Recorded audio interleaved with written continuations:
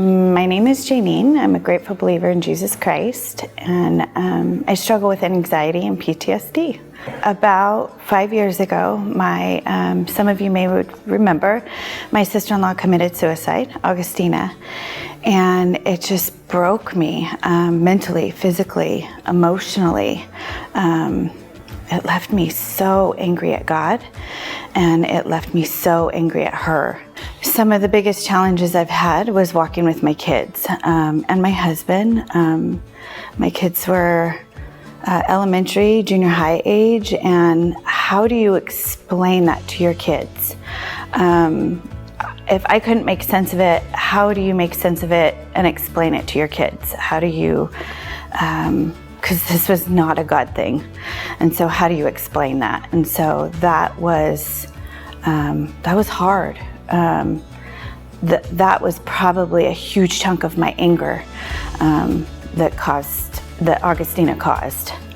As far as my relationship with God, it made me angry. I quit volunteering I've always been a volunteer. I've always loved to serve, and I quit volunteering for VBS. I no longer was in a Bible study. I just was not a participant because I didn't even want to walk through the doors of the church, to be honest with you.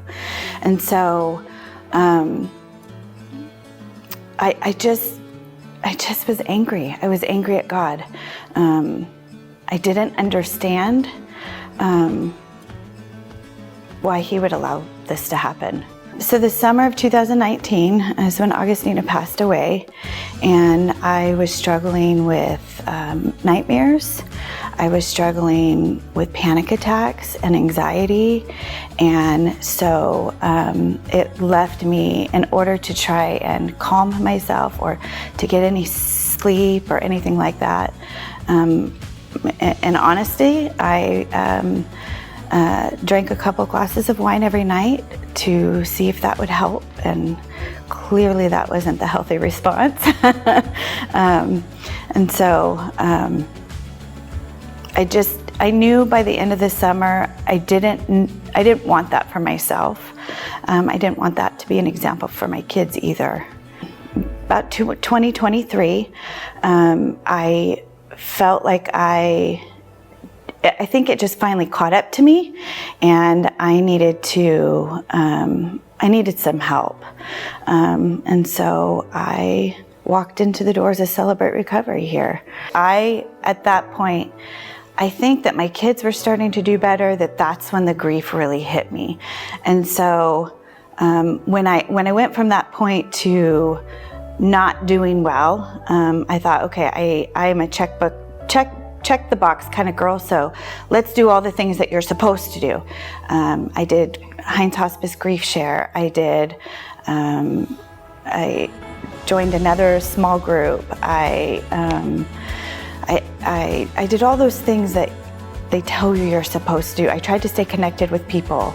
And Shelley actually is the one that told me that you need to stay connected with people, whatever that looks like. And she encouraged me to go to the senior luncheon and to serve at the senior luncheon. She said, I don't care if you stay in the kitchen and stay out of people's kind of reach, but just serve. And I really think that was kind of the start of my healing, because when you're serving for other people, you're not paying attention to yourself. And it really started the focus on God and reaching out to others. In 2023, when I decided to walk through the doors, I probably didn't speak much, and I cried a lot. I mean, a lot. I had the ugly cry, the ugly red face kind of cry. And but it was a place where I got to sit with other people who, my story wasn't necessarily the same, but our pain was the same. Everybody there sat with pain, and everybody wanted a chance of healing, whatever that looked like for them. And so it left me feeling like I was in a safe place, and that I was really accepted, and that I wasn't the only one that was broken. Where I got to see God's healing was when I recognized that even in the midst of my ugly story, or what I thought was just, difficult, I saw throughout that whole summer and even after and going into recovery, I just saw God's hand in everything. I saw that God put people in our life that allowed them to point us back to Jesus, or allowed them to point me back to Jesus, and to not go to the negative things and the things that were unhealthy.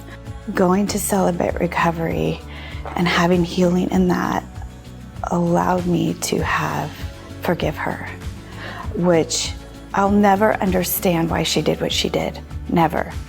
And I won't ever forget it, because how do you forget that? But it allowed me to have a little bit of empathy for her and forgiveness. One of the things I did learn about while going through, so part of CR is being a part of a step study, and you learn your place in your hurts and habits and hangups. What's your what is your part in those things?